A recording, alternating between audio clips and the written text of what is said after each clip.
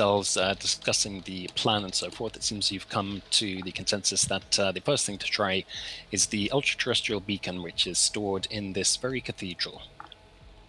Yes. So, let's see. Okay, yeah. So, you make your intentions clear on that stuff. Oh, actually, sorry. Having said that, one of them, I don't know. Let's say it's the book guys. The book guy pipes up and says, "It might be wise to consider before you start on your adventure and start to try and interact with these artifacts and so forth. We have all of the resources of the church at our disposal here, and it might be wise for you to take any equipment or otherwise any aid that you can from this place before you leave. So to start off with, well,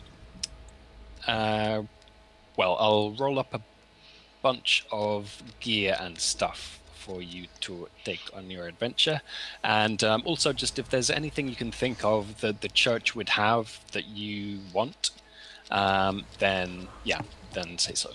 The entire contents of the technology compendium in the artifact section. Sounds Am reasonable. I able to get another tentacle harness to attach to my back so I can actually have 4 giant metal tentacles?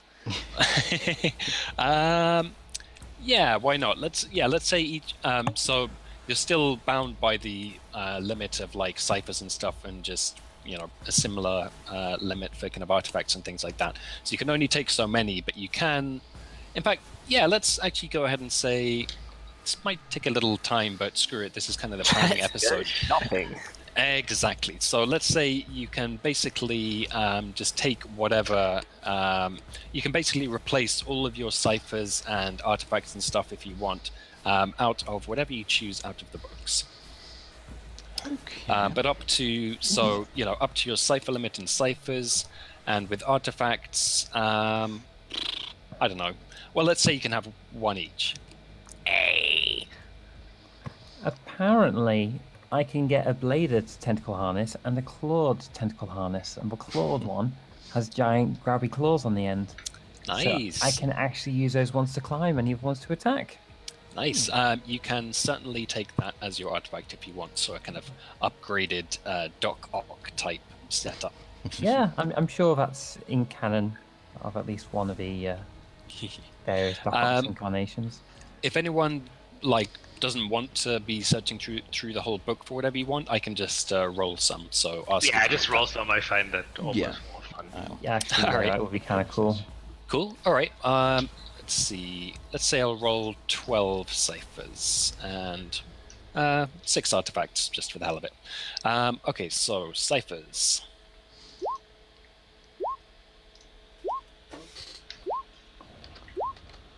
Six. 10, 11, 12. And artifacts. Instant Guardian. Ooh. All right, I'll put the artifacts in as well. So Ostracized vapor. Annihilation chamber. Ooh, an extra leg. extraneous leg. Perfect for barracks. Yes. Exactly. Wait, does the barrack still have 2 legs? No, I only one. Oh, what? A plant jar. Oh, I thought. Oh, we only get one cipher, one harness artifact, don't we? Well, let's say you upgrade your harness, and you can also take another artifact. Because why not? Okay, I was actually adding on the harness. I don't know if I can actually wear them both. Yeah. at the same time. Okay. Yeah, let's say that you can. You're in the cathedral, and they, as soon as you mention it, someone comes up and takes your old harness and takes it over to a workshop, and shortly they return it with these upgraded capabilities. So you can take these ones that have been rolled, but if there's any that you want to just look up from the book or whatever, or if we run out, then you can look those up, or you can roll more, or whatever you like. I'm interested in the chameleon cloak, but let's get back to that. So basically just call out ones that you claim or that you look up from the book or whatever, and just keep doing that until all of your slots are filled.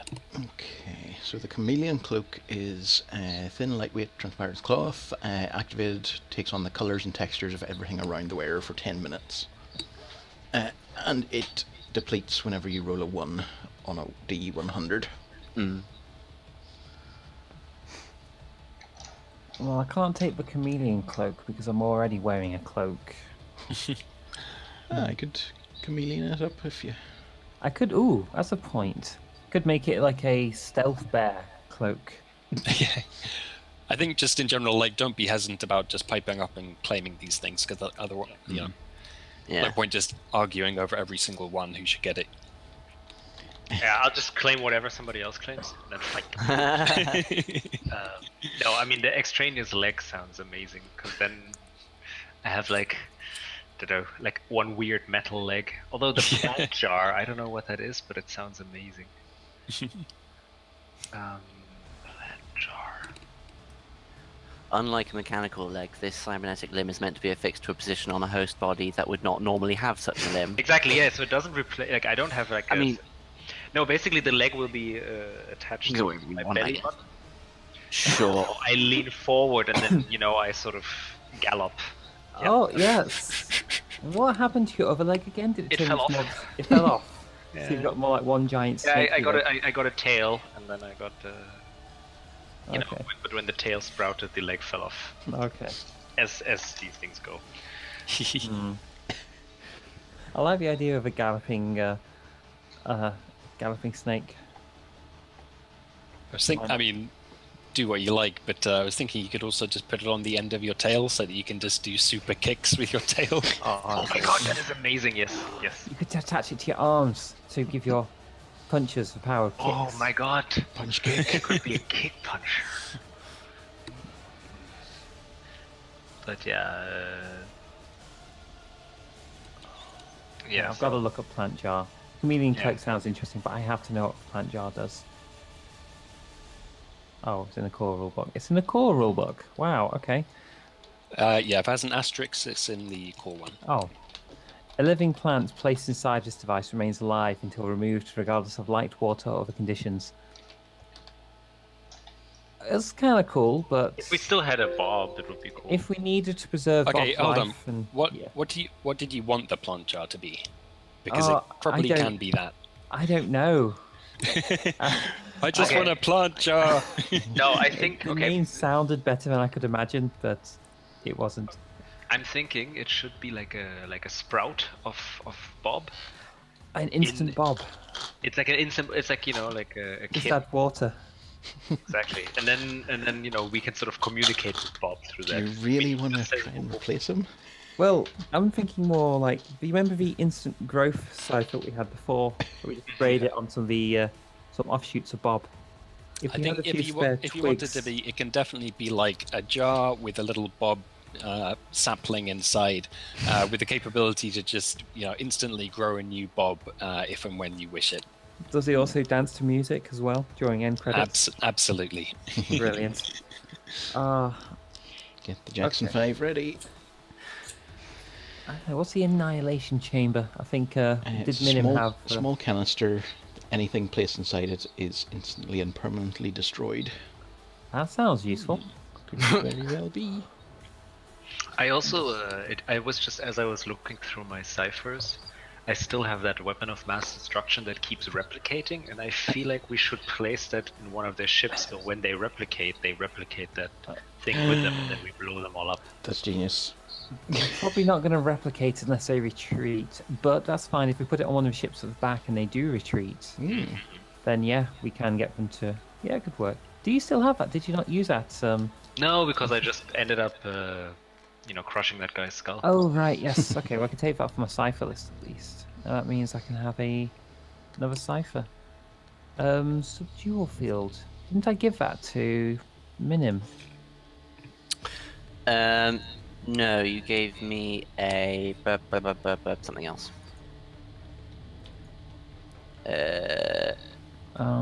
Inertia shield. Okay. All right. Yeah. What's this one do? I think I gave Oh. you a flying mouth. Well, this one oh yes, the razor teeth. I wondered where they came from. Well, this one stops mines within a long range, taking hostile actions for several rounds. Which sounds That's nice. Yeah, I'm sure that's useful. could always use it against the Titan, actually. I'll keep hold of that one. Witless powder. I'm going to ditch the witless powder. That is not useful at this point. It's more of a low-level thing. Use against guards to sneak past them and stuff. You know what? While I'm at it, I'm going to roll some oddities for you as well. So this one, I'm just going to roll one each, and you just get what it is. Hopefully, there'll be some interesting ones. So, Nye, you get. Okay. Fayin, you get this.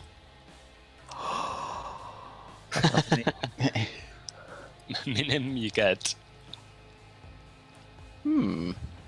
Varex gets. Oh, nice. And Roderick gets. Oh, we totally need that. My That God, I is didn't want to say gonna be anything. handy. But... I mean, snakes don't perspire, but they smell real well, so, you know. Well, you don't actually have any smell at all, do you? Isn't that one of the things you took? Oh, I think I kept losing that, but, you know. Oh, okay. Yeah. But, I love the oddities so much. Okay. Is a miniaturized weapon a cipher? How does that work? So is that if you want to use one or you want to choose one? What? Like it's a... How does it work as a cipher? So, Oh, which the one are oddities, we? you mean? Which ones are we talking about here, Greg? Miniaturized weapon.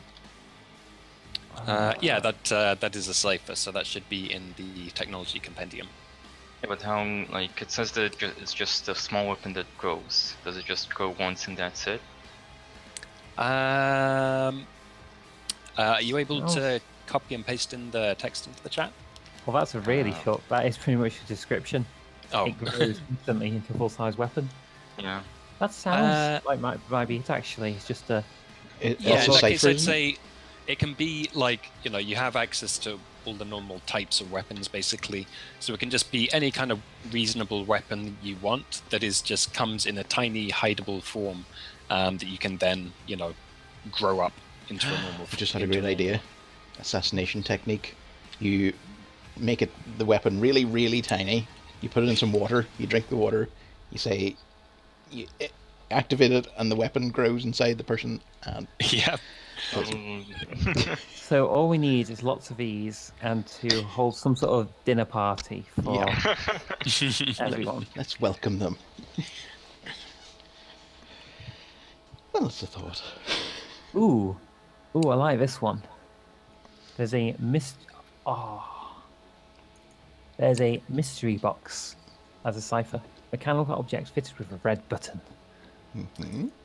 And when you activate it, the GM secretly rolls 2d20 to see what happens. Which can be vanish, which creates a singularity in the space left by the cipher and drags everything within immediate range into another reality or dimension. Fair enough. That's at one end of the scale. At the other end is cosmic awareness. For the user, the difficulty of all tasks is reduced by 3 steps for 1 hour. Wow. Nice. Yep. No, if you have a cipher slot, you can absolutely take that. I think that would be a. I was going to say it was going to be a useless one. What am I thinking? Yes, I want that one. I want the mystery box. It's like when I had the cipher, I did not know what it did. The detonation, and now I know. Nice. There we go then. Mystery box. I will use that in a pinch. Or, you know, maybe we just die, so... Well, yeah, I could accidentally suck everybody into another dimension, but... Oh well. Who's taking what artifacts? Has anyone taken anything already? So I took the leg. You got the leg. I think Bean took the cloak. Oh, actually I was tempted by the instant bob. Oh, yep. but- Oh, yeah. So Fan has the plant jar. Actually, Right. what is the instant guardian? Would that actually be the same thing? I've actually got an instant guardian already. Have you? You throw it in some water and it grows into, well, a little guardian. That does sound like an instant bob. If submerged in water, the pod grows quickly. In 1 minute, it grows into a bat-like creature, bat-like, of equal level to the cipher. Creature sits on the user's shoulder for 28 hours, or until the user is attacked. The guardian moves to intercept the attack in its entirety. And that's the only action it'll take. So Nice. Okay, so it will just jump in front of the attack and take the Yeah. bullets for you. I guess so. Preferably Okay. while going, no! I think I'll take the chameleon cloak. Yep, sounds good. It's very... Right. Might take the flame caster then. Good old Just fire. because that sounds like a laugh. Okay, I'll take the bob in a jar, which is the glass. Yes, I'll take the annihilation chamber. Just put your Rad. pinky toe in it all the time. Just hold it in my mouth, and it'll just be kind of like going into power. But then you will never eat again. But for like when I'm full. Okay. It's like, wow, who would have thought 1 Minimal meter become the tall, next okay. champion? What? What? I guess I'm wearing this on my back. 1 8 meter foot in tall. diameter. Huh. It's a Okay. bin, basically. What if you? Yeah, that's canon. It's a bin. If you could Excellent. wear it on your front underneath your cloak, you can just like swallow people up with it. A bit like who is it that does I'm that? gonna do a Gara thing. I'm strapping it to my back. Okay. Be right back in a sec. Okay. I'm just D6 Oh, plus 2. what? I could strap it to Junior. Oh, how is Junior? I've not checked up on a while. Well, he's had plenty of alien to eat. He has had a lot of alien to eat. What's Oh, wait, Junior? he's a dead alien. The aliens that used to make up spaceships. No, the the blobby aliens that Roderick was killing. Oh, right, those ones. Okay. I'll say I don't know what sort of effect he'd have if he started eating shape-shifting, flying alien things.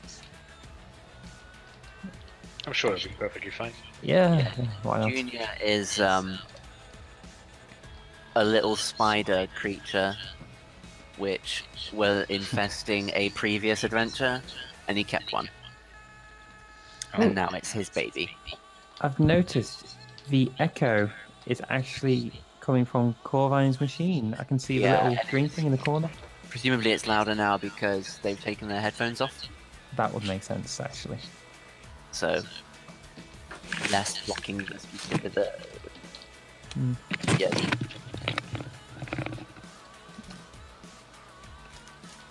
Hello.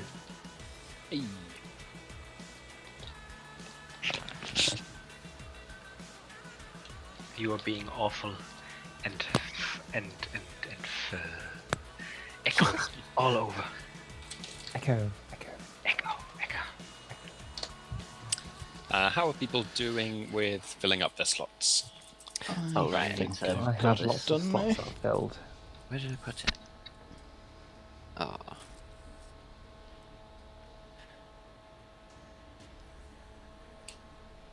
Oh, I also have the magnetic ink still. I need to come up with something to. A emergency stylist rushes into the room and does something with the magnetic ink, whatever you prefer.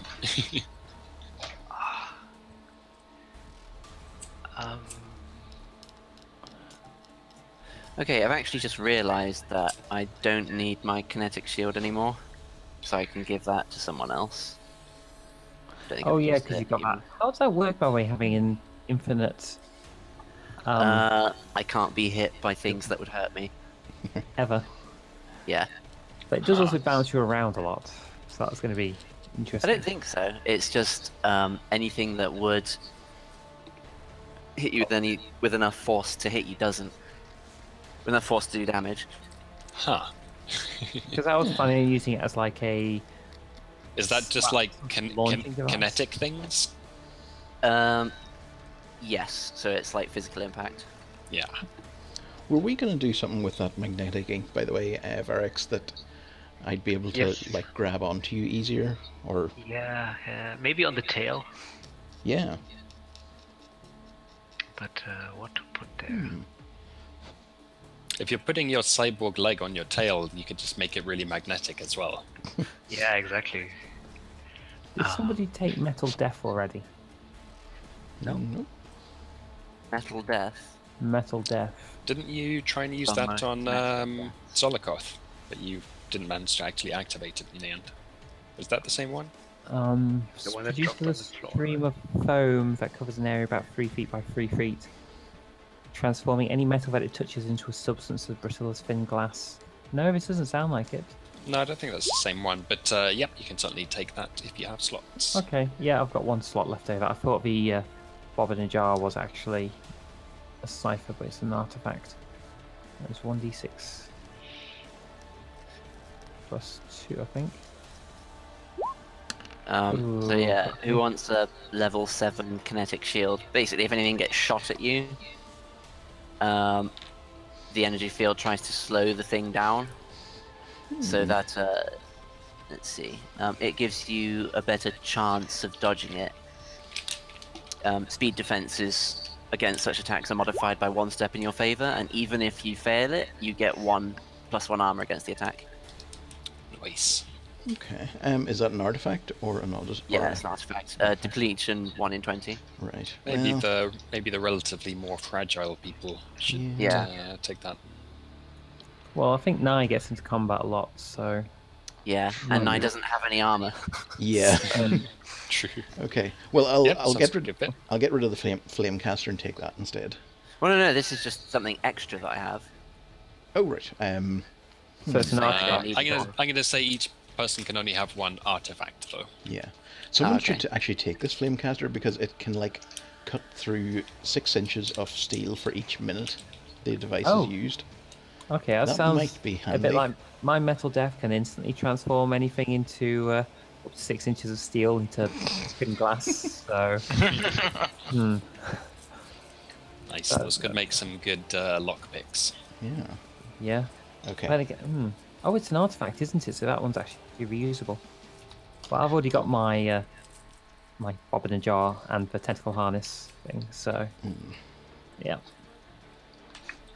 So at this point, I can use it to climb, can't I? I mean, how much weight could these tentacles hold each? I'm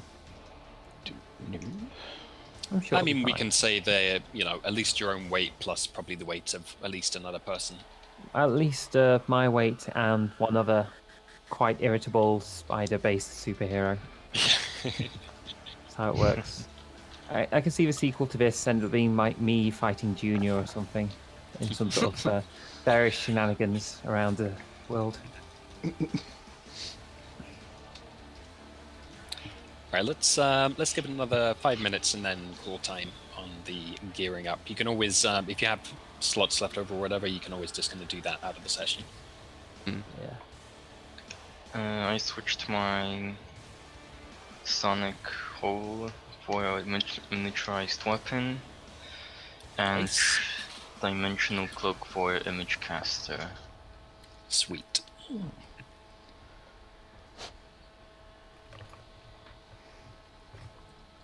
I'm still wearing that shirt as well. I just realised Fayin must look absolutely horrendous. He's still wearing a shirt which displays his that muscle bones muscle and internal shirt. organs. Yeah. He's wearing, well, apart from the kind of drawn, ragged look he has anyway, he's also wearing a very bedraggled bear coat and has been rolling around in a few substances that he's never got around to washing off. He must look horrifying. And Sorry, smell Ian. horrifying. Yeah. Well, I've not Maybe we got should anything get to that remove. oddity. I've not got anything to remove that spell. Actually, no, it was an oddity, wasn't there? But I think it belonged to somebody else. Yeah. That's me. I'd say, yeah, I think anyone who wants to have a quick power shower or whatever, get a new change of clothes and things like that, there's plenty of attendants around. So if you want to be unbedraggled, then you can be so. No, I think cool. I still look like a blue blob with tentacles. Yeah, from the like spaceship. like a big whale guy. I will forego the shower. So are I think you it's like? everything. Does Rogorek have the ability to kind of like? Is he stuck in that form until he killed someone Yeah. else? Basically. Okay. Yeah. Yeah. I think like on the way out, I killed one of the blue blobs just to make my form slightly more manageable. Okay. Yeah. So you're looking like a weird, melty blue plastic man with all kinds of tendrils and stuff. Did anyone take the anxiety engine? Nope. For what? No. That sounds good. That does sound Yeah. good. Anxiety engine. Wow. Yoink. That sounds like what powers my life.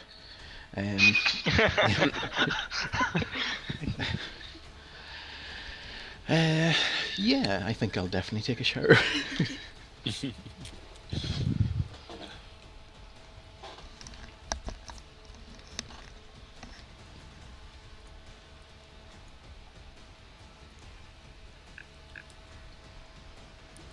Whoop.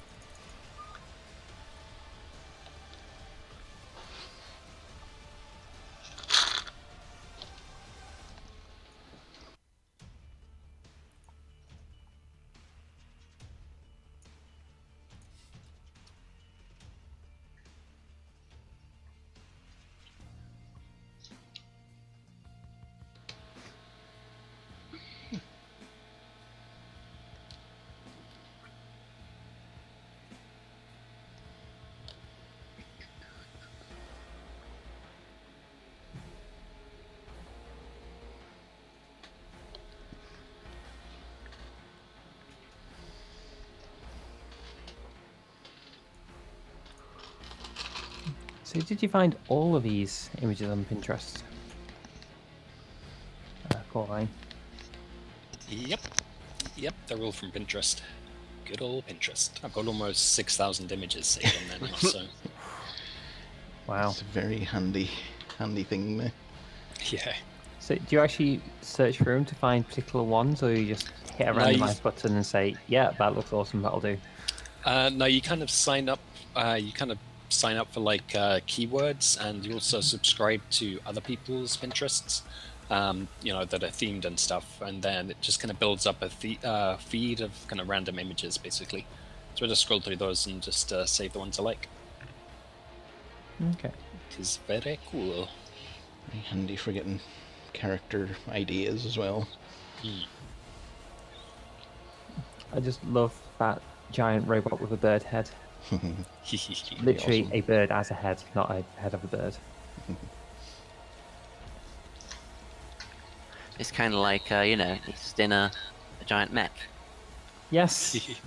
A mech for birds. A mech for birds. Like Earthworm Jim, except a bird. Yes. Oh, God. Bird Jim. The arch nemesis of Earthworm Jim. Oh yeah. that was a Right, crow, wasn't let's kind of wrap it up on the gear stuff for now. it? Okay. So as I say, if there's anything left that you want to do, you can kind of do that after the session and just come up with whatever ciphers and stuff you want. Hi. Cool.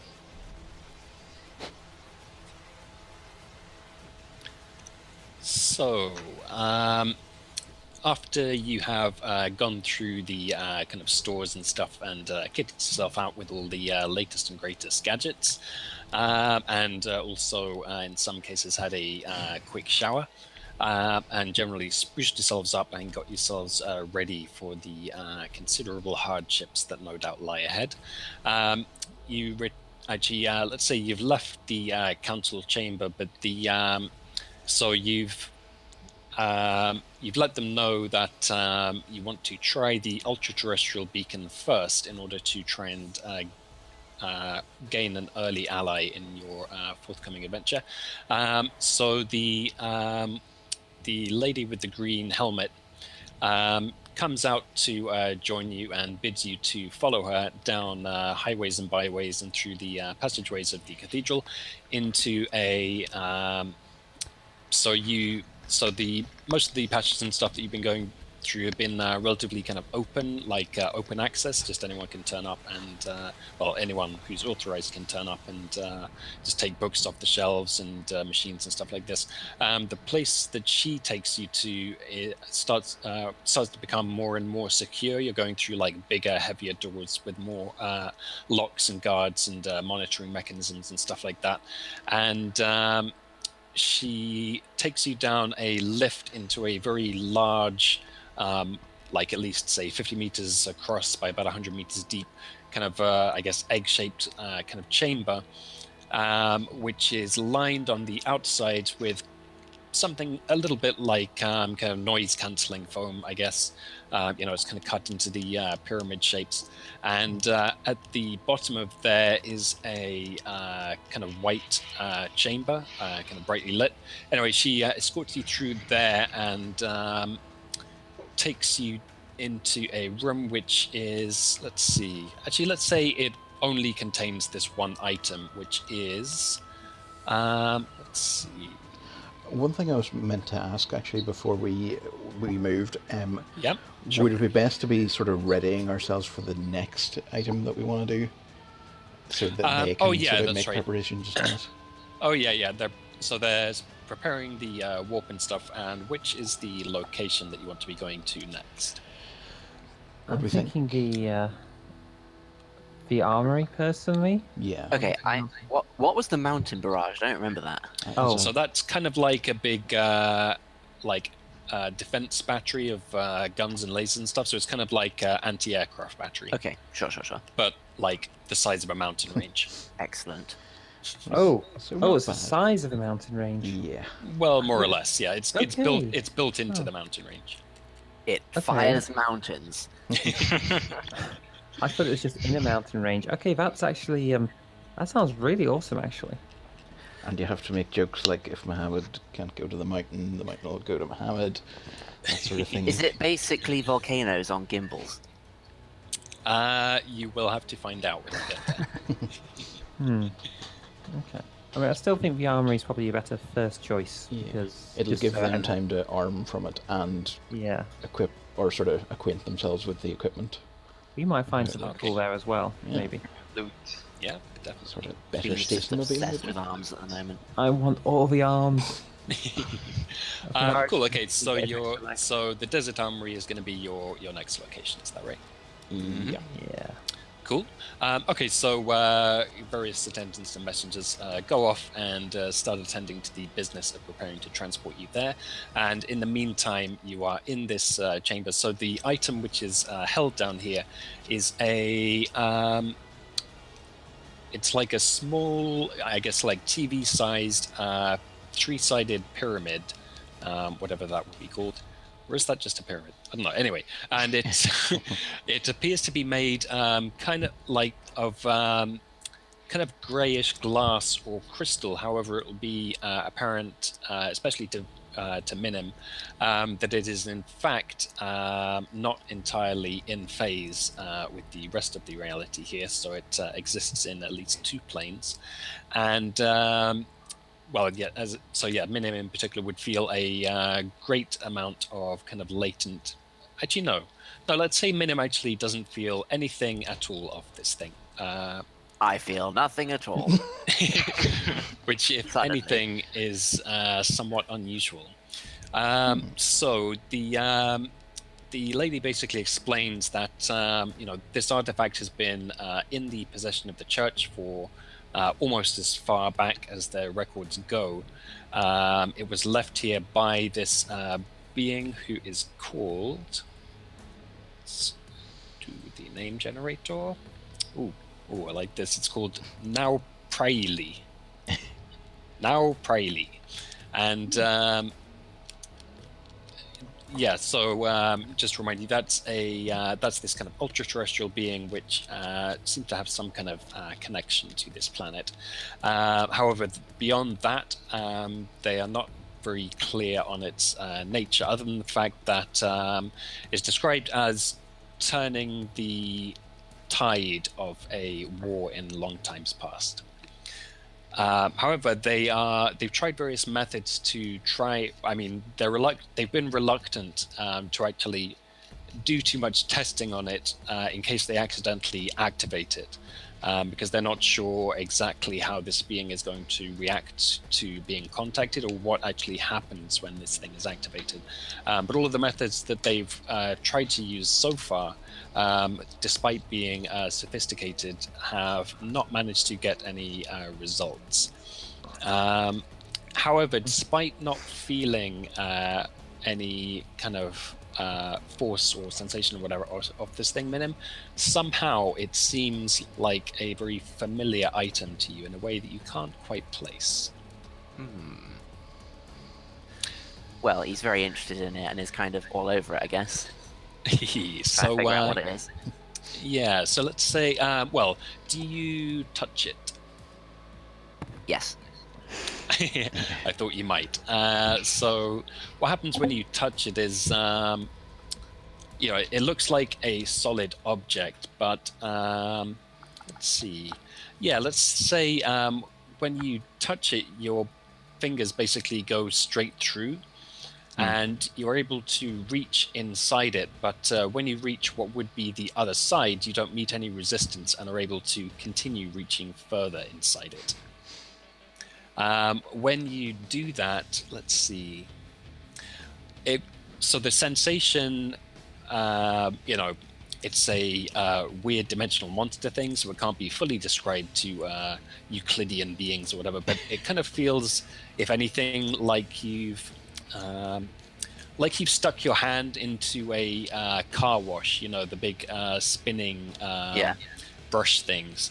So it's like, your whole arm is just being like brushed between two of those. Basically, it's like a turbulent, kind of windy kind of feeling. Just to remind you, this thing is about the size of a small TV, or let's say it's like about the size of a microwave. I stick my head in.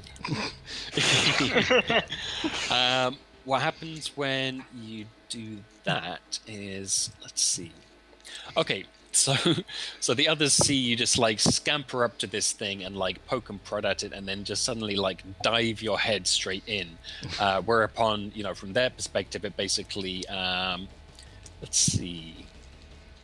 Yeah, it looks weird because they can see your head through the surface of the glass, but it cuts off, as it were, where the crystal cuts off. So yeah, it just looks very strange and kind of Escher-esque, basically. Can we see inside the top of his head as it cuts off? Oh, you wouldn't want to. Yeah, let's say that they can. I mean, unless you want to veto this, Minim. If that does happen, what would they see inside of your weird, dull porcelain head? Believe it or not, this isn't something that I was going to have to come up with. I didn't think this is something I was going to have to think of. What is inside Minim? Look, okay, I know what the inside of my character's head looks like. Surely you've come up with it as well. Yeah, I mean, how much detail did you go into for your character? Isn't that like the first thing? What does the inside of your head look like? Yeah. I think that if you can see into his head, then there's going to be just some sort of spatial weirdness going on. It's going to be you looking into his head, looking at you looking into his head. So when you look into Minim's head stares back at you. It would And on forever. So it's like some kind of weird concave mirror or I'm effect trying to or think, something. This seems like something you may well have read. Have you ever read Lock and Key? Yes. I don't think Only so. read one. They put these keys into. There's these magic keys, and if you have them, people have keyholes on the back of their heads, and you can pop them into their heads and twist them.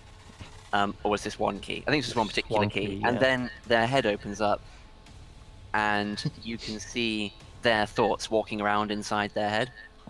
Nice. Yeah, that's a weird key, but I get what you mean. That makes sense. It was cool So, though. All right. inside Minim's head, there's another Minim just staring up in the middle of a black void. So, with that said, Minim sticks his head into this weird dimensional portal. What happens when you do that is, I guess the simplest way to put it is you recognize that the space that you are now looking at, which kind of resembles, I guess, imagine huge sheets of silk, let's say kind of black silk, that are just being blown by a very strong wind and just roiling and kind of rippling all around each other in a way that... Exactly, it is exactly like home. Excellent. It is the place that you came from. You recognize it instantly, even though up until now you haven't been able to, and perhaps even now, you haven't been able to remember it at all. You just know that this is where you came from. At first, it is essentially completely formless, but you suddenly realize a certain trick that is to you almost suddenly almost as natural as breathing, as you simply, let's see, I guess basically you simply ignore the fact that the crystal isn't big enough, and you pass through it anyway, because that is something that you can do. Form and dimension are completely immaterial to you. At least in the context of this plane that you are looking into. As a result, at the same time, the crystal ceases to have essentially any dimensions and swallows up the entire of the inside of the big chamber that you are in, going only as far as the kind of baffling that is on the outsides of the walls. So all of the rest of you are also brought into this strange, billowing, formless, I guess kind of maybe smoky realm. All of the... okay, let's see.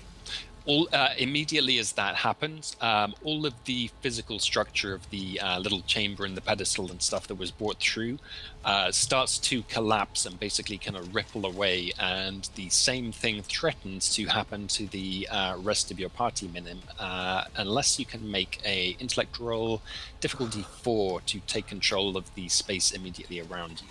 Please don't fail this. And would either Numenera or knowledge of planar energies count as this? Definitely the planar stuff. That's going to apply to pretty much Cool. everything you do in here. Okay, well, I can basically do that for free, I think, then. Cool. Yeah, that works. Okay, so, and I presume that you won't want to roll on this one. No. So you successfully achieved that, and all of the other physical matter does get whipped away, but your compatriots are you basically kind of, I don't know, adjust their phase, as it were, so that they are left floating in the ether with you taking on the equivalent of their normal physical forms. So yes, nevertheless, it is an extremely strange space to be in. It's kind of like magic eyes, and I don't know if you've ever had this, but maybe but sometimes Magic you can eyes, sure. yeah, I mean those magic eye pictures, and do you know what those are? Yeah. So, and You but you cross know your how eyes. and you know how sometimes you can inadvertently get the same effect if you're looking through, like, I don't know, like a blind or something like that, and if your focus just accidentally overlays the things and suddenly your focus goes all wrong and you don't know what the hell you're looking at. That is basically what it's like looking at the entire space around you for everyone who isn't Minim, or let's say anyone who wants to make a intellect roll difficulty, let's say 6, and I don't think anything's going to apply unless you have this kind of planar stuff or magic or things like that. Rogarek might have something that kind of applies. Or actually, yeah, I think Feyen actually would be... thinks he does. Yeah. I'm not going to go as far to say he actually does. No, actually, I think Sometimes Feyen... thinking you do is what counts most. Yeah, Okay. exactly. I think actually Feyen is definitely going to be specialized, because dealing with strange altered states of reality is your bread and butter. It is your life. Field. It is amazing what one can accomplish when one doesn't realize what one can't do. Exactly. Right, let's give it a roll. Ooh. Nice. Okay, so to you, Feyen, it looks weird, but it's nothing you haven't seen before, and you're able to totally compensate for the weird, uncertain focus and stuff, and you basically feel that, or perceive the same as Minim, that you're basically floating in what is essentially a large empty space, but with other spaces and forms and realities just behind the thin rippling membrane that is roiling around you. To everyone else, things are completely strange and hard to deal with. Let's see, Minim, as you fully enter this reality and find it entirely familiar to you, you can feel the approach of a distant entity coming closer. And yeah, essentially, if you had to guess, it is being summoned by the beacon that you have activated by going through it. Let's see.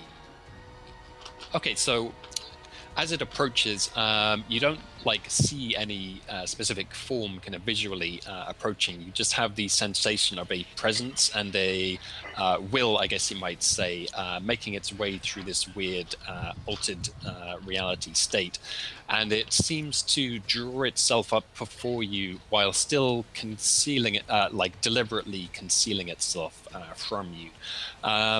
Go ahead and give me a intellect roll, and again, you'll be presumably specialized in this, to try and basically unveil it, I guess you might say. What, to myself or to everyone? Well, Because you'll I've see. got true seeing.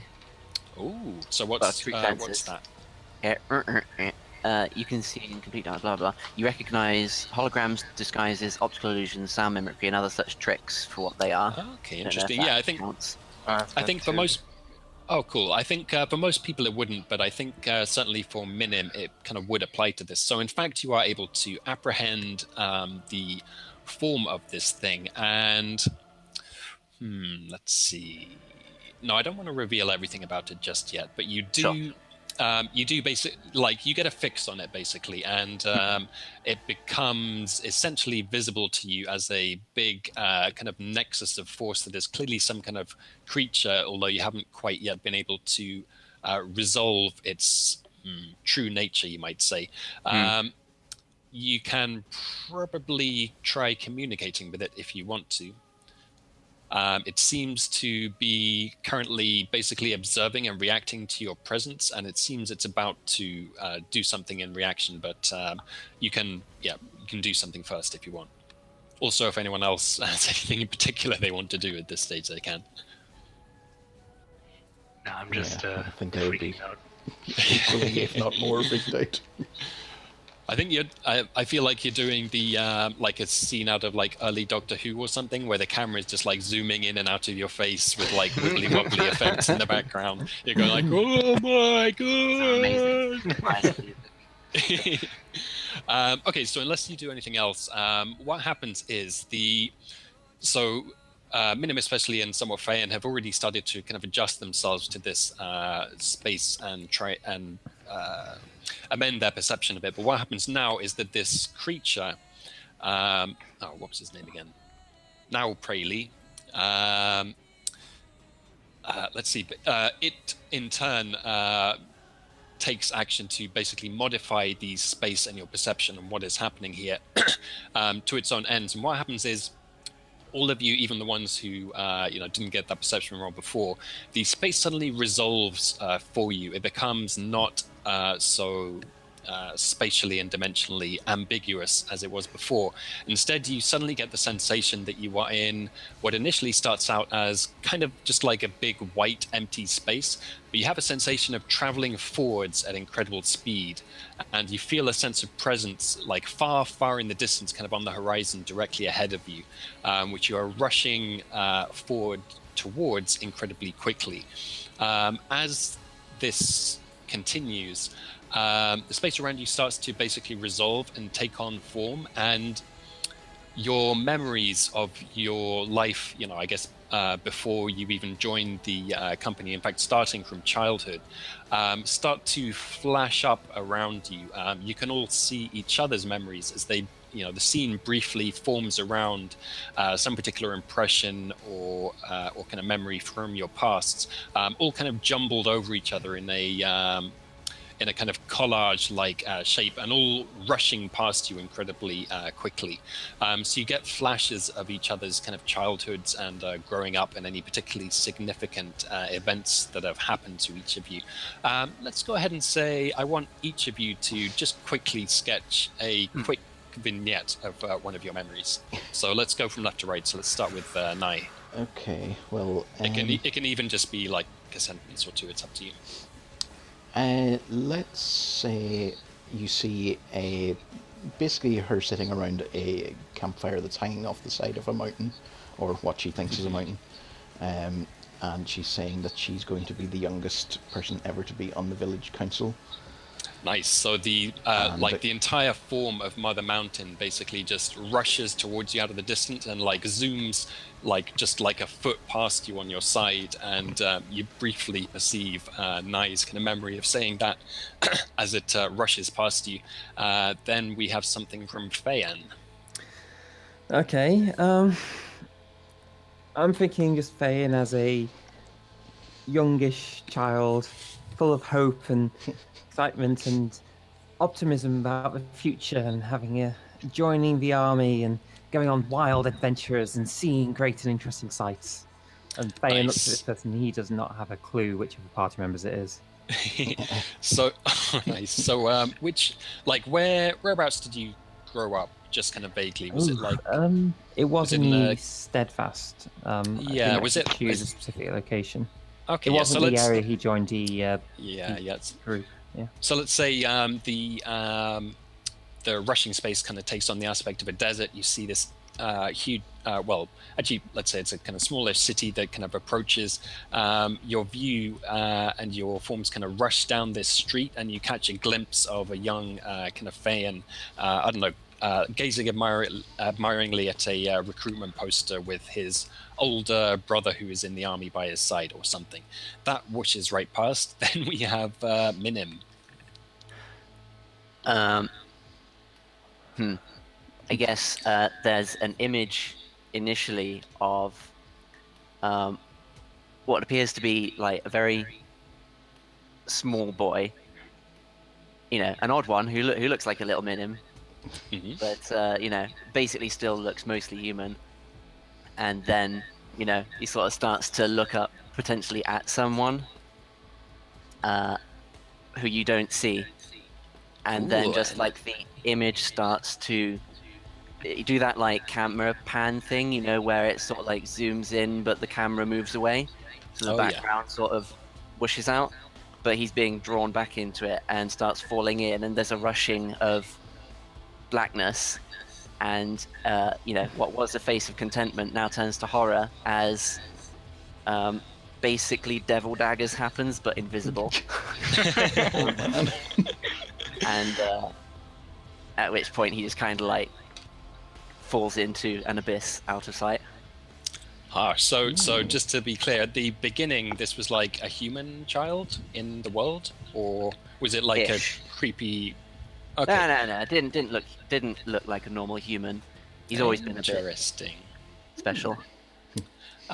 Cool. Okay, so that happens, and there's still the sensation of kind of rushing forwards, but in this case, you're kind of rushing through the perspective of the scene. You kind of zoom in on this boy's face, and then it ratchets back, and this kind of void opens up, etc. And then you find yourselves still rushing forward into one of the memories of Varix. So he's going back to when he got abducted and turned into the creature that he is now. So picture Wolverine underwater being injected with adamantium, screaming like lights, cuts, the Clockwork Orange indoctrination scenes, and then suddenly a fire and sort of someone reaching down with the emblem of the company.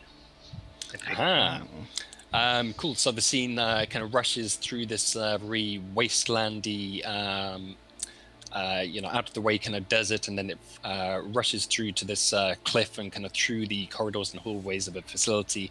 You briefly see a younger and much less mutated Varix on some kind of operating table, kind of screaming, and then the whole thing kind of explodes into fire as you rush through it. And then despite as far as you know, there only being 4 of you, one more memory briefly appears, although you're not sure who it could be coming from. We know, of course, that it is Rogerek's memory.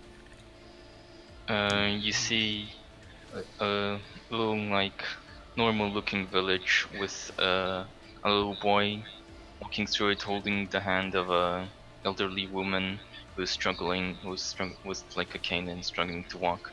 And as he walks her to into his little hut. She slides a dagger out of her sleeve, cuts his throat, and transforms into him, and quickly runs away. Tears starting to form in his eyes. Yikes. Wow. Crikey. Wow. Okay. So that we kind of rush through this remote village. We kind of zoom in right on this kind of woman's face as suddenly the tables turn and this act of violence kind of rushes past us. And then from there, the memories continue to rush in and past, clearly coming from all of you, but they just come so thick and fast that it's impossible to really make out any specific one. Although maybe you pick up a few glimpses here and there to kind of go over later and ponder on the pasts of your comrades. But you start to recognize, like, basically it's going through your lives, like from the beginning up until now. So you start to recognize more and more scenes of your kind of adolescence and then your adulthood. And then coming up to the stage with, whichever for each of you led to joining the company of pioneers. And now things are starting to, like, it's all starting as your lives kind of come together and converged. The images are starting to kind of coalesce and become more consistent with each other. And then once you come together into a group, it all becomes much more solid and real. You're still rushing forward incredibly quickly, but suddenly you can see approaching from ahead of you many familiar scenes, which you will recognize as things that have happened to you during your adventure. Along with it becoming more solid and real feeling, you also likewise seem to come more into a like regular physical form. It kind of feels as if you're running incredibly quickly along the kind of ground, which is shifting and changing as it goes through time. You come, suddenly a scene approaches you from above, from the front, which you will recognize as the first time that you all met Minim. So you're on a kind of desert road. You can see in the distance this... You mean Nye? Nye, I mean, yeah. So you see this like obelisk-looking thing, and you see Nye fighting some bandits. The scene is kind of it starts to keep pace with you, as it were, so that you still feel like you're traveling incredibly quickly, but you're not moving as quickly relative to this scene. And you at this stage you hear a kind of booming, echoing voice, like from the sky. Basically transmitting something along the lines of, let's see, it's expressing interest in your lives and in the events that brought you to here. And you can just feel kind of directly transmitted into your consciousness a desire for you to relive your life for it, although luckily in this seemingly greatly accelerated form, as you see these bandits kind of flying towards you, and you feel that it wants you to recreate what happened in this scene, although at a greatly accelerated pace. So essentially you've got to turbo slay these bandits. So let's say, let's not do initiative here, but let's... In fact, no, let's do it this way. Let's do it one by one. So in this scene, Nye, make a kind of move. Sorry, I realize this is a bit of an abstract thing I'm asking you to do, but basically you're rushing through this scene at incredible speed. And what I'm looking for is, the creature's kind of trying to, I guess, demonstrate and enjoy the power that you now have compared to what you had in the past. So do some kind of move that is just going to, like, use your momentum to just defeat these bandits in kind of one blow, essentially. Okay, like a literal physical move, even though... Yeah, right, basically. Okay. Yeah. Let's see. So if I have loads of momentum, let's see. Could I do like a somersault over the heads of them, leaving my blade sort of implanted in them, and then... Yeah, for sure. I'm almost thinking something like, you're all traveling together, like, through this scene, and what Nye does is feel free to veto. This is just a suggestion, but something like she swings out her kind of sword ropes that kind of clamp onto the obelisk thing and basically just give her the momentum to do like a storm of blades kind of thing as she passes through them. Okay. But that, I mean, that's just a thought. Yeah, it seems reasonable. I was going to say, sort of, fire the blades, hit the bandits, sort of in the chest, and then as I go over the top, reel in the things, so I like throw them, or something. Oh yeah, cool. That's something like that sounds good. Let's have you make a roll for that as well. So this is going to be basically an attack roll, speed or might, up to you. Difficulty, let's say 2, because I'm pretty sure they were level 2 bandits. So in fact, that's just going to automatically succeed you on this one. Rude. So that happens. Like as you rush through this scene, you just see Nye like sweeping out her blades, and just the bandits get kind of cut apart and like thrown up into the air, and you feel a sense of pleasure coming from the kind of sky, basically, as you resolve it so admirably effectively. What I'm trying to get at here is the thing it's enjoying about this is how fully you are fulfilling your natures, as demonstrated by the adventures that you've had so far. So that scene, as soon as you cut through these bandits, the scene suddenly recedes back behind you, and then you see this kind of lush, colorful valley approaching towards you. You recognize the big floating structure of the Balephron's village kind of approaching you. Let's see. So this is going to be Feyan who takes this one, and I guess kind of it's up to you. Either I can suggest a particular way that, avenue to resolve this, or if you have any ideas on how you can just like in one fell swoop achieve the same thing that you achieved back then feel free to suggest that. Which point in time at the Balephron's village are we in? Sorry. Well, it's kind of the whole thing. Like you're taking the entire adventure and events that happened there, and just they're going to rush past you in one go, and you have to take one action that is going to resolve it. Well, we know where the blob monster is. He's in that big ball floating above the village. So is this one action that I would normally be able to take, or can I be a bit more abstract? This is somewhat abstract at this point, so you can if I could somehow destroy that giant ball thing, that would do it. Yeah, sure. I don't know how. Even if it involves throwing it into the ground, just crushing it into a small. Sure. Like you could definitely this is very much like the high action weird. No, I don't know quite where I'm going with this, but the weird high energy scene in an anime where just shit goes absolutely crazy. Oh, I know the perfect so thing. it's like a legendary. Sorry. Yeah, exactly. If in doubt, you throw it into the sun. It's the campaign hyperbole edition. Yeah. Exactly, yeah. So okay, cool. No, I like that. So you're all flying across this landscape. You just I don't know, you kind of urge your comrades with you to bounce up off the ground. So you're flying up towards this big floating temple thing, and you basically just flying kick it. With this immense multiple max speed that you have, and because this is a weird dimensional vision type thing, you don't just smash apart, but in fact you do successfully kick it, and it just goes flying and spinning up into the sky towards the sun, and you go flying out of this scene as it you get a little orange puff in the sun of it disappearing into that. Then you see Mother Mountain appearing in the distance, and Minim, you come to the fore of this group as this condensation of that particular adventure comes towards you. So how do you deal with that? Again, if you're stuck for ideas, I can kind of make a suggestion. I don't know if this will be satisfactory, but that was kind of like the first point in the adventure where Minim couldn't just brute force do what he wanted and save everyone.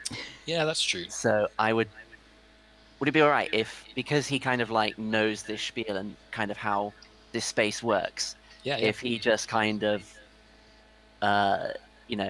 hard cuts it to just fire? He just doesn't want to see it again. He doesn't want to do it again.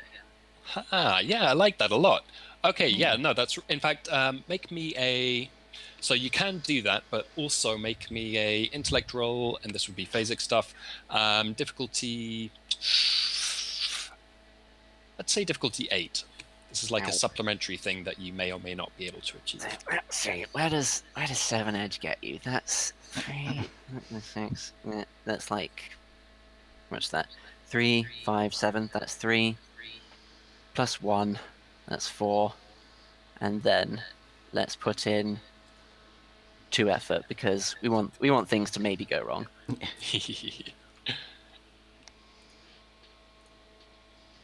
Oh, difficulty 8, not cost 8.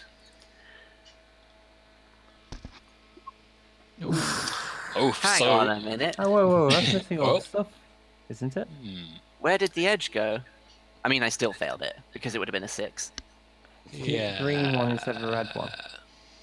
Did you get No, +1 from my awesomeness? I really wish I. Yeah, it sucks that this happens sometimes. I hate it, but No, anyway. it's fine because it can all play out in kind of like painfully sped up but precise detail. Yeah, true. So yeah, no, I like that actually. So in fact, so basically so what he happens deliberately is, tried to resist, and that's obvious, but it kind of all goes to hell anyway. Which fact- then the ultra terrestrial gets to see the whole grim affair. yeah, no, I love that. So so basically, as the scene is approaching, and in your high dudgeon and confidence that you have this all figured out, and you're you're kind of the master of this realm. You try and bend this this vision or this event, and just simply, as you say, just cut straight to the end without going over the events that actually happened. However, you at the instant you try and do that, you feel an active and indeed angry and kind of more than anything, I guess, indignant response from the creature who is controlling all this. And you find yourself, as you fly across the landscape, the rest of you basically smash through an entrance into the spaceship, and you get kind of a replay of the events with Tan Morn and the other lady whose name I forget, and the spiders and everything like that. You just kind of jam your way up through the caves and then through the ship and then up to the top of it. But Minim, you smash right into the kind of, well, I guess actually it was the middle-ish of the ship, and you just get stuck and jammed into one of the nuclear reactor engine nacelles, which you did get stuck in during the adventure, and you just feel this kind of horrible, like sickening sensation of being bombarded with this radiation until the ship just breaks apart as it goes flying across the landscape and crashes in the middle of a battlefield. At this stage, the others say going through that stuff for me again, not nice. Yeah. Yeah. So as you're flying at incredible speeds, there's just tears like whooshing back out of Nye's eyes. But as you enter this new scene, Varix, you come to the fore as the one who will deal with this. So I guess you can either resolve kind of the battle or the trial that you went through. Okay, so this was the battle against the spider creatures? No, I mean, so the big battle at the end where it was the humans, their peace broke down and they went to war against the insects. So you can either do that, or you can do the trial that you went through, going through the different portals and killing the dragon and finding all movement, that stuff. Oh, okay, so I'll do the trial. All right, cool. So you let's see. Yeah, I mean, I guess, do you have anything in particular that you want to kind of add into the guidance of how you go through this and what you do at the end? Again, otherwise I can suggest something. Right, so compared to the beginning of the campaign, I think he has become quite savvy, actually, in his way. Yeah. And so I think, and he's quite perceptive now, so I think maybe he just smells out where to go, basically, and so the trial becomes easy because he just knows which way to go.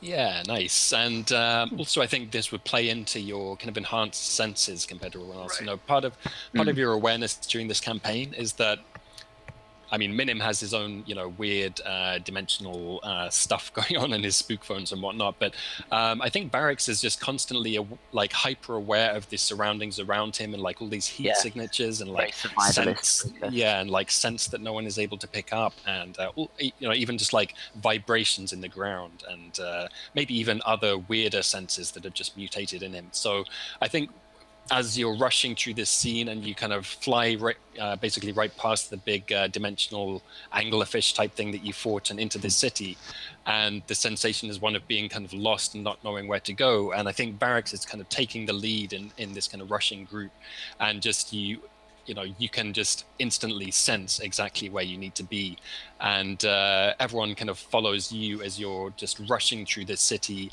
straight into Omuv's house and through the portal there. I punch him down before we go. Oh yeah. So as massive snake backhand. No, I like this. So as you go into Omuv's house, you get a brief moment where he actually looks up and clearly sees and perceives you passing through this space because of the nature of who he is. And his eyes widen as perhaps the other versions of you are in the room as well. And then he sees Barracks just flying towards him, and then just raising his, I guess, like his coiled tail arm and just thwack! Just like knocking him the fuck out. And then all rushing and disappearing through his portal. And then you like basically explode right into the scene of the kind of final battle, and just I guess like, oh yeah, and then like through the great roaring projected head of Phaon, the presumed god. And then let's see, so that's that. And then finally you rush through the scene of the kind of graveyard, and let's say because this is going to be Rogarek who kind of instantiates this last one, let's say you kind of rush through the scene of like the graveyard and the catacombs and all that stuff that like you weren't there for, and then you just walk through into the interior of this ship, and you just have some kind of moment where you do something that symbolizes how you succeeded in that particular adventure. As in how I got up to the... Yeah, more or less. Like how you took control of the ship, or how you... I mean, it can be something else if you like. Yeah, like any thoughts? Well, I'm still in my like blue glob thing, so can I just go up to the elevator and go? Yeah, sure. So yes, you like smash through you all smash through the face of this ship, but this strange figure who you were not even really aware of being here. In fact, you're not actually sure if he's part of this group going through with you, or if he's part of the scene that you're rushing through. But all of you see this strange disguised figure just shoot through, like smash through the lift basically, and like smash right into the kind of pilot's chair. And instantly the ship kind of accelerates along the same vector of movement that you're doing. And you all find yourselves just suddenly suddenly the scene catches up to you, and you just find yourselves, I mean, it's still very weird feeling and like high energetic and stuff, but you find yourself just suddenly slamming into place kind of in this ship, completing your final journey over the landscape and back to Greatest Grandkirk, and then actually, literally spilling out of the ship, through the city, into the cathedral, down the passageways, into the council chamber, and then through the other, into the shower, into the storeroom, and then it's an amazing shower. Yeah, exactly. And then into the chamber where you went through, and through the crystal, and suddenly, snap, you are left in, let's see, do I have a picture to hand? No, in fact, you are left standing in the no longer damaged chamber that held the artifact. You're all now outside the crystal. Reality suddenly kind of just like thumps back into place. However, now in the chamber with you is, let's see. I had a picture, but actually I don't like that one. Aha, I know. Standing in the chamber with you is the Eye Guy. Eye Guy. and he says, "Ah, that was delicious. It's been so long." Well, Hi. So seeing you all rather flabbergasted, he looks around him in some. It's kind of like, despite having. I mean, well, I say it's the eye guy. It's at least someone who, to you, looks like exactly like him. I guess you're not quite sure if it's the same guy or not. What you do notice is that despite having seen him before and him having been part of the council and so forth, now that he's here, or now that this creature is here, it's just looking around the chamber where it's in and stuff, and kind of drinking it in with its eyes and looking intensely over you, and it's many eyes long. Its weird instinct head kind of widen and kind of blink, and let's see. It says, let's see. I'm not sure if I can think of quite the right one-liner for it, but what are you trying to express?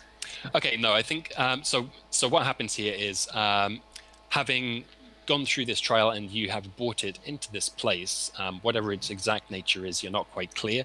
It basically, what it does is, after it's looked at you, it straightens up, and it has on kind of it's not exactly a suit, but it's kind of the closest thing to a suit that would fit on this thing.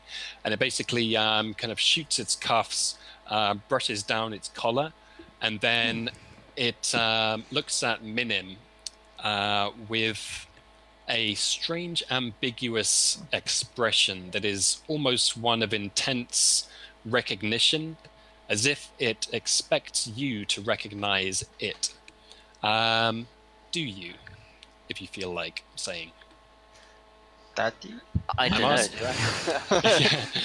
Okay, yeah. I'm going to say, in fact, you feel that, so in the same way as the space that you were in before felt extremely familiar, and yet you can't actually remember it, this guy is the same. Somehow it seems as if you almost get the feeling that, in fact, it isn't Eye Guy, it's just taking that form or something, and it feels like there is another presence there that is somehow intensely familiar to you as well, and yet you have absolutely no idea who it actually is or what it actually is.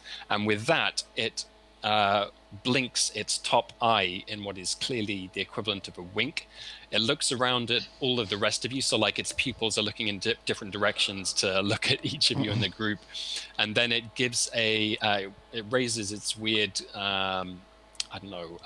slightly tentacly hand, I guess, gives you what is distinctly a thumbs up, and then clicks its fingers and disappears from existence. Or disappears from your view, at least. So is he helping us? I think that went well. I was kind of half joking earlier about if the guy downstairs actually had a super good third brother. May have been bluffing when he said he didn't.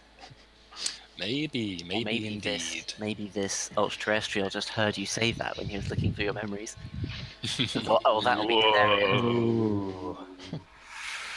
Yeah. Well, what exactly are the ramifications of that? You will have to find out in the next session, because this is the end of this one. You better hope he likes racists. Those Eye Guys coming over here, taking our memories.